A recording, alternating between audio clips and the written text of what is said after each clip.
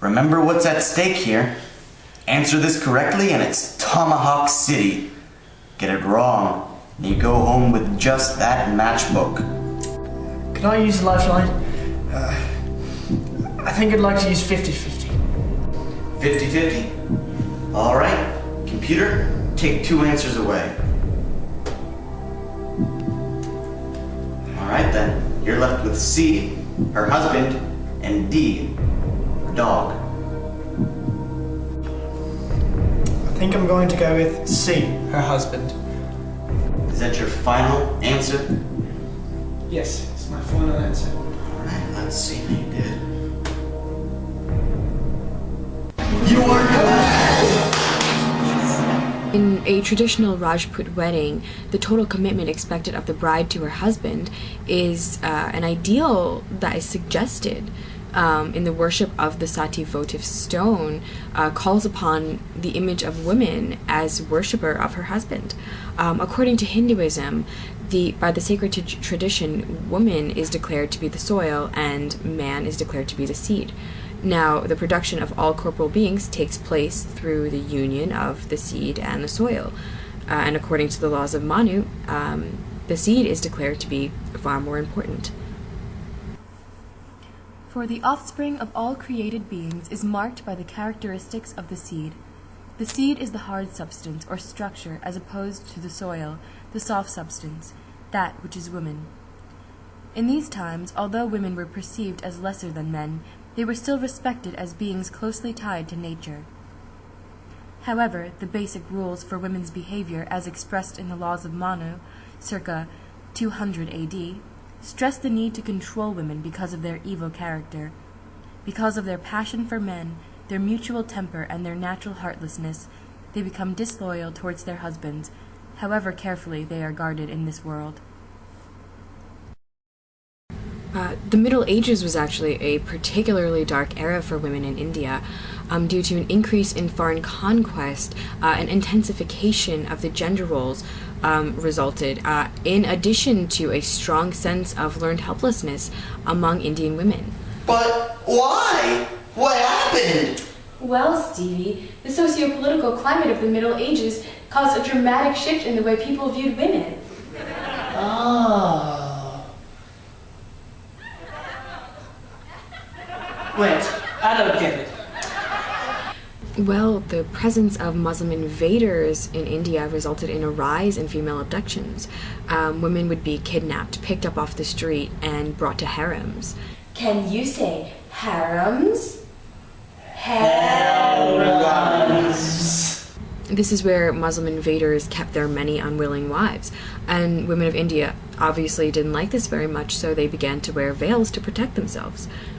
Unfortunately, this created a sense of burden upon the men of India, and they felt like they had to protect their women. Women started to be seen as misery and a burden upon the men, so, they needed to be taken care of. Whereas men were considered to be more capable because they didn't have this limited sense of mobility or this need for extra care. Congratulations, Nick, you've made it to the 3rd question. As you no doubt have guessed, the prizes do keep getting better and better. You mean better than a real novelty tomahawk? Yes, even better than a real novelty tomahawk. In this round, if you get it correct, you get to choose between 2 wonderful prizes. The first, a woman, or a sheep. Here's the question. In India, an arrangement of marriage between a bride and a groom by their parents or family is called what? Is it A, an arranged marriage, B, fascism, C, a pinky promise, or D, a stock option agreement? This one's a little harder than the last one, but I'm gonna go with A, arranged marriage. Remember, if you get this wrong, you do not take home a woman or a sheep. although you have already won a fantastic matchbook and a real novelty tomahawk. Is that your final answer, an arranged marriage? Yes, it's my final answer. Alright, computer shows the answer. You were... In medieval India, families would marry off their daughters as early as the age of 8 or 10. And in India, families began to adapt to the custom of raising girls for marriage and for marriage alone. They had no access to education and were treated as material beings. They were in fact considered to be of equal or even lesser value than were animals. They were used primarily for procreation and for recreational intercourse. They were frequently subjected to intense domestic violence. To put it lightly, marriage was heavily prioritized in India. As I said, all a woman had was her husband. All a woman had was, to put it lightly, marriage was very much prioritized in India for women. As I said, all a woman had was her husband. An unmarried woman was considered to be essentially worthless to society. Naturally, an arranged marriage became the common practice for most Indian families. The sooner a woman was planned to marry, the better. Girls were often married at such a young age in order to rid the birth family of the burden of a girl. Before marriage, a girl was the property of her parents, and then after marriage was the property of her husband.